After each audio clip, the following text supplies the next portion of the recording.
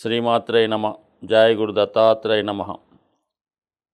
ఈ వీడియోలో మనం మే 1వ తారీఖు సుమారుగా మధ్యాహ్నం 1 గంట ప్రాంతంలో మేషరాశి నుంచి వృషభ రాశిలోకి మారుతున్నటువంటి గురుగ్రహ ప్రభావం వివిధ రాశుల మీద ఏ విధంగా ఉండబోతుంది, అన్ని రాశులకి ఒకే విధమైన ఫలితం ఇవ్వడం జరుగుతుందా అన్న విషయాన్ని మనం పరిశీలిస్తూ, సాధారణంగా శుభగ్రహమైనటువంటి గురువు సంచరిస్తున్నప్పుడు ఆ గురుగ్రహంతో పాటు దేవతలు మన కోరికలు తీర్చే దేవతలు గురుగ్రహంతో ఫాలో అవ్వడం జరుగుతూ ఉంటుంది. అందుకనే మనం ఏ కార్యక్రమం తలపెట్టాలన్నా కూడా, అంటే ఒక వివాహం ఇలాంటి ముఖ్య కార్యక్రమాలు, సంతానం, ఇటువంటి వాటిలో గురుబలం ఉన్నదా అని అడుగుతూ ఉంటారు. లేదంటే సాధారణంగా కొన్ని ప్రాంతాల్లో మన జ్యోతిష్కుడి దగ్గరికి ఈ జాతకం చూపించుకునే వాళ్ళు వచ్చినప్పుడు, గురువుగారు నాకు గురుబలం ఏ విధంగా ఉంది, ఈ సంవత్సరం నాకు పెళ్ళి అవుతుందా, సంతానం కలుగుతుందా అన్న విషయాలు చాలా పురాతనంగా ఈ గురుబలం కోసం మరి ఆ రాశుల వారు వారికి అనుకూలమైన భావంలోకి ఎప్పుడు వస్తుందా అని ఎదురు చూడటం జరుగుతుంటుంది. సరే, గురువు ఏ రాశిలోకి మారినా కూడా ఎంతో కొంత మంచి ఫలితాలు, అలాగే కొన్ని వాళ్ళు చెడు ఫలితాలు ఇవ్వడం జరుగుతుంటుంది.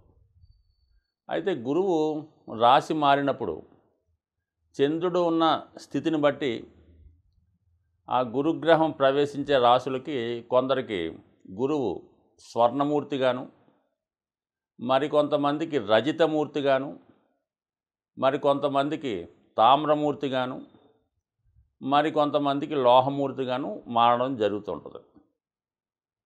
గురువు శుభగ్రహం కాబట్టి గురువు ప్రస్తుతం ఈ మేషరాశి నుంచి వృషభ రాశిలోకి మారినప్పుడు చంద్రుడు మకర రాశిలో ఉండగా మారడం జరిగింది.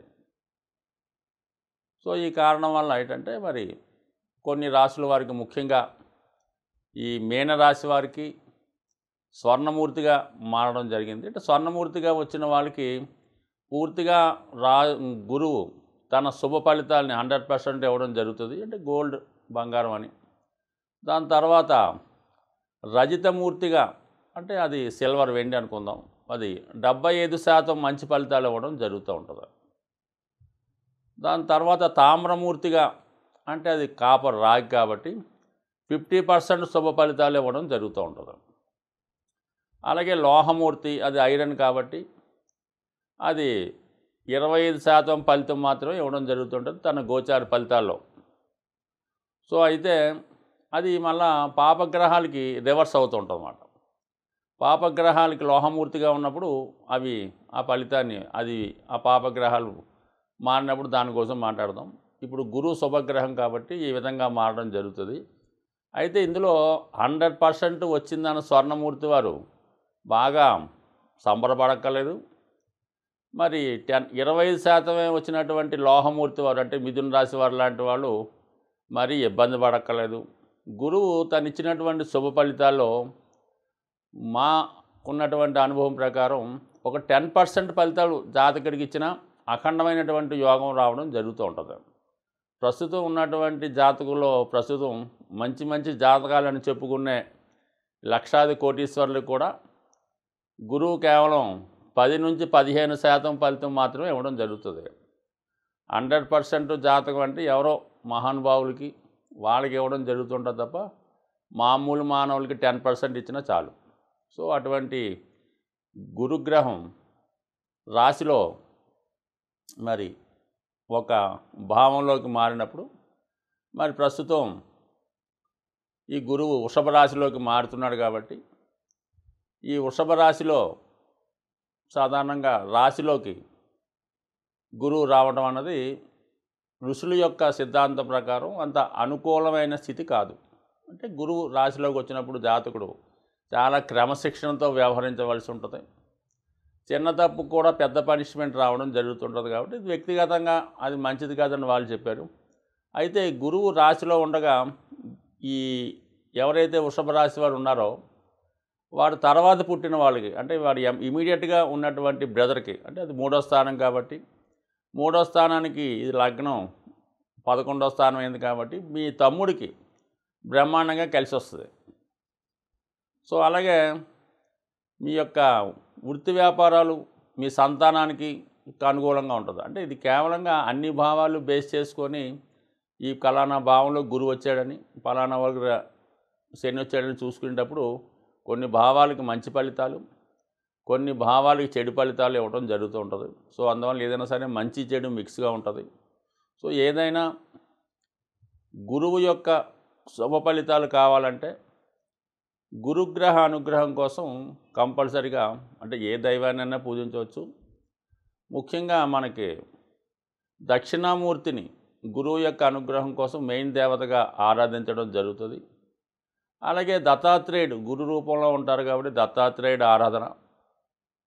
అలాగే మరి అందరికీ గురువైనటువంటి, ప్రపంచానికి భగవద్గీతను అందించినటువంటి శ్రీకృష్ణ పరమాత్ముని పూజించవచ్చు.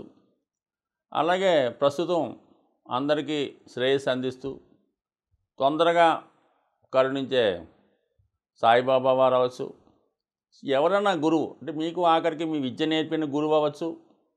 అలాగే మీరు ఏదైనా ఒక వృత్తిలో ఉన్నప్పుడు మీకు ఆ వృత్తి నేర్పిన గురువు అవ్వచ్చు. ఆ గురువును మీరు సేవించడం వల్ల గురువు యొక్క అనుగ్రహం కంపల్సరీగా వస్తుంది. అంటే గురువు సాంప్రదాయాలకి కారణం కాబట్టి సంస్కారవంతంగా ఉండడం, మరి సాంప్రదాయబద్ధంగా ఉండడం, ప్రతిరోజు దైవాన్ని తల్లిదండ్రుల్ని పూజించడం, అలాగే కొన్ని మతాల వారికి వాళ్ళు సాంప్రదాయాన్ని బట్టి ఆ సాంప్రదాయంగా ఉన్నటువంటి ఆచారాలు పాటించడం వల్ల 100% గురువు ఎల్లప్పుడూ కూడా 100కి 100 పాళ్ళు కూడా అందరికీ కూడా మంచి ఫలితాలు మాత్రమే ఇవ్వడం జరుగుతుంది. ఎవరు చెడు మార్గంలో వెళ్తుంటారో, ఎవరు మరి దైవాన్ని నమ్మకుండా వివిధ అలవాట్లతో అతిక్రమిస్తూ ఉంటారో సాంప్రదాయాల్ని, ఖచ్చితంగా వాళ్ళు గురువు పనిష్మెంట్ ఇవ్వడం జరుగుతుంది. ఏదన్నా జాతకాన్ని, ఇదంటే గురువు యొక్క అనుగ్రహాన్ని మంచిగా చేసుకోవాలన్నా చెడుగా మార్చుకోవాలన్నా కేవలం జాతకుడి యొక్క చేతిలో మాత్రమే ఉంటుంది. అతని ప్రవర్తన బట్టి, అతని విధి విధానం బట్టి, అతను నడిచే విధానం బట్టి మాత్రమే వాడి జాతకం ఆధారపడి ఉంటుంది తప్ప, కేవలం ఇది సూచించే గ్రహాలు, జాతకుడిని నడిపించే గ్రహాలు, వాడి నడకని ఏ విధంగా నడుచుకుంటాడో జాతకుడు ఇష్టమే తప్ప, ఇందులో ఈ గ్రహాలు కేవలం నిమిత్త మాత్రంగానే పనిచేయడం జరుగుతుంది. మే 1వ తారీఖున వృషభ రాశిలోకి ప్రవేశించినటువంటి గురుగ్రహం, అంటే వృషభ రాశికి ఏ విధమైన ఫలితాలు ఇవ్వడం జరుగుతుంది అనే విషయాన్ని మనం ఈ వీడియోలో పరిశీలిద్దాం. అంటే వృషభ రాశి వారికి గురువు ఒక విధంగా అష్టమ లాభాధిపతి, అలాగే ఈ రాష్ట్రాధిపతి అయినటువంటి శుక్రునికి గురువు శత్రుగ్రహంగానే భావించడం జరుగుతూ ఉంటుంది. అయితే జన్మరాశిలోకి గురువు ప్రవేశించినప్పుడు ఇది ఒక విధంగా చాలా అదృష్టకరమైనటువంటి విషయంగానే మనం భావించవచ్చు. అలాగే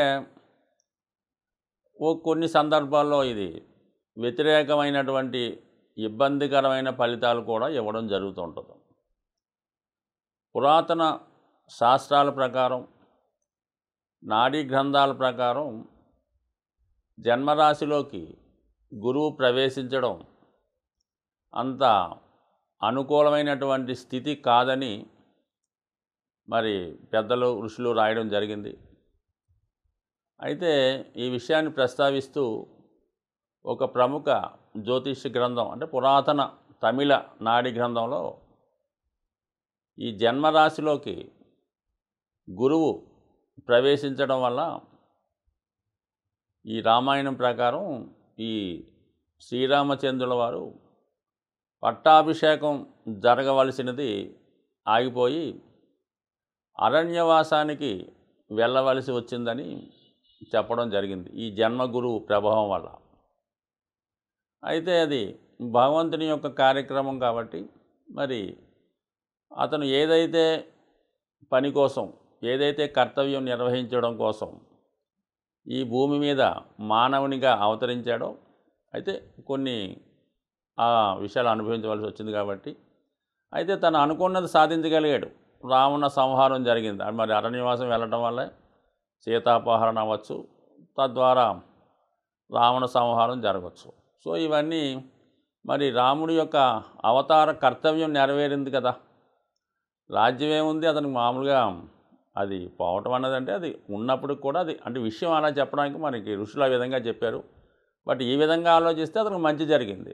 ఒక విధంగా ఈ మెటీరియలిస్టిక్గా ప్రస్తుతం మనం ఆలోచించే విధంగా అయితే ఇందుకు రాజ్యం దక్కకుండా అది అడవులకు వెళ్ళి కష్టాలు పడవలసి వచ్చింది. అది కష్టాలు పడడం కన్నా తన కర్తవ్యం కోసం చేసినటువంటి ప్రయత్నాల్లో అనేక మందిని కూడా తీసుకొని అనేక ప్రయత్నాలు చేస్తూ అనేక మందిని మిత్రులుగా చేసుకొని మరి లంకపై ఇవన్నీ అందరికి తెలిసిన విషయాలు అయినప్పుడు కూడా విషయం అన్నది మనం అనుకునే దాన్ని బట్టి మన భావనను బట్టి మంచి చెడు ఉంటుందని అనుకుంటాం. అయితే ప్రస్తుతం ఖచ్చితంగా జన్మరాశిలోకి గురువు రావడం అన్నది ఇది ఎవరికి ఎలాగున్నా సరే విద్యార్థులకు మాత్రం 100% బాగుంటుంది. క్రమశిక్షణతో వ్యవహరిస్తారు, ఆధ్యాత్మికంగా దైవభక్తి పెరుగుతుంది.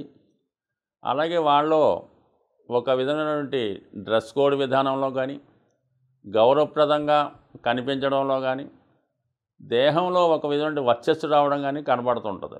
శరీరం పుష్టిగా కనబడుతుంటుంది. స్త్రీలకైతే మరీ చాలా అనుకూలంగా కనబడుతూ ఉంటారు. చూసిన వెంటనే ఏదైనా పెళ్లి చూపులు చూపిస్తే ఇమీడియట్గా ఆ పెళ్లి కొడుకు నచ్చడం జరుగుతుంటుంది. సో అంత విధంగా ఉంటుంది. బట్ అలాగే మెయిన్ ఏంటంటే వాళ్ళ యొక్క సంస్కారం బాగుంటుంది, వాళ్ళ క్యారెక్టర్ బాగుంటుంది. చిన్న చిన్న చెడు వ్యసనాలు మైనస్లు ఉంటే దాని నుంచి ఖచ్చితంగా బయటపడే అవకాశం ఉంటుంది. 1వ స్థానంలో ఉన్నటువంటి ఈ గురువు 5, 9 స్థానాలు యాక్టివేట్ చేస్తాడు. అంటే 5వ స్థానం అన్నది టాలెంటు, అతనికి ఉన్నటువంటి ప్రతిభ, అతని శిష్యులు, ఫాలోవర్సు, ఉన్నత విద్య ఇవన్నీ ఖచ్చితంగా బాగుంటాయి. భాగ్యస్థానం విదేశ విద్య, దూర ప్రాంత ప్రయాణం, భగవంతుని యొక్క భక్తి. అంటే ఇది విద్యార్థులకి ఈ విధంగా ఉంటుంది. అదే వృద్ధులకి పెద్దవాళ్ళకైతే దూర ప్రాంతంలో ఉన్న పుణ్యక్షేత్రాలు దర్శించడం, విదేశంలో ఉన్నటువంటి వాళ్ళ పిల్లల్ని కలుసుకోవడం. పంచమ స్థానం అనుకోండి, ఆల్రెడీ వివాహం కావాల్సిన వారికి అయినా లవ్ అఫైర్ లాంటి సక్సెస్ అవ్వడం, అంటే సాంప్రదాయబద్ధంగా సంతానం కలగడం. పెద్దవారికి అయితే వాళ్ళ పిల్లలకి ఉద్యోగాలు రావడం. ఈ విధంగా మరి ప్రస్తుతం ఉన్నటువంటి ఈ మెటీరియలిస్టిక్ వరల్డ్లో గురువు రాశిలోకి ప్రవేశించడమే అదృష్టకరమైన విషయంగా భావించడం జరుగుతూ ఉంటుంది. ముఖ్యంగా వివాహ విషయంలో సప్తమాన్ని చూడటం వల్ల తొందరగా వివాహం నిర్ణయం అవుతుంది. అయితే మరి వృషభ రాశి వారికి ఈ గురువు రజితమూర్తిగా ఉండడం వల్ల 75% ఫలితాలు ఇవ్వడం జరుగుతుంది. అంటే 70% అంటే చాలా అదృష్టం అన్నమాట. 25% ఎక్కువ. గురువు ఇచ్చే మంచి ఫలితాలు ఖచ్చితంగా జాతకుడు అందుకోగలిగితే 75% అంటే చాలా ఉత్తమమైన ఫలితాలు ఇవ్వడం జరుగుతూ ఉంటుంది. అయితే గురువు ఇచ్చే ఫలితాలు జాతకుడు అందుకోవాలంటే, గురువు ఇచ్చిన ఫలితాలు జాతకుడు అందుకోవాలంటే దానికి అనుగుణంగా జాతకుడు వ్యవహరించాలన్నమాట. నిజాయితీగా వ్యవహరించాలి, క్రమశిక్షణగా ఉండాలి, చాలా సాంప్రదాయబద్ధంగా ఉండాలి, నియమ నిబంధనలతో ఉండడం జరగాలి. అప్పుడే మనకి గురువిచ్చే ఫలితం అంతా ఉంటుంది. కాబట్టి జాతకుడు క్రమశిక్షణతో సాంప్రదాయంగా వ్యవహరించడం, నిరంతరం దైవ ప్రార్థన, దైవారాధన చేసుకుంటూ వ్యక్తిని చూడగానే దైవం ఉట్టిపడేలాగా గౌరవప్రదంగా కనబడితే 100% అతని మీద గురు ప్రభావం ఉన్నట్టే. అలాగే మనకి ఎవరికైతే గురు ప్రభావం ఉన్నట్టు కనబడిందో వారికి గురుగ్రహ అనుగ్రహం 100% లభిస్తుంది. బట్ ఏదైనా వృషభ రాశి వారు ఒక విధంగా లక్ష్మీపుత్రులుగా మనం భావిస్తాం కాబట్టి లక్ష్మీ అనుగ్రహంతో ఉన్నటువంటి గురు భగవానుడు ఈ వృషభ రాశిలోకి ప్రవేశించడం వల్ల 100% వారి యొక్క గురు కారకత్వాలైనటువంటి సంతానం, అలాగే సంస్కారం, అలాగే మరి వివాహం మొదలగు విషయాల్లో ఈ సంవత్సరం వాళ్ళకి ఖచ్చితమైన శుభ ఫలితాలు పొందే అవకాశం ఉంది.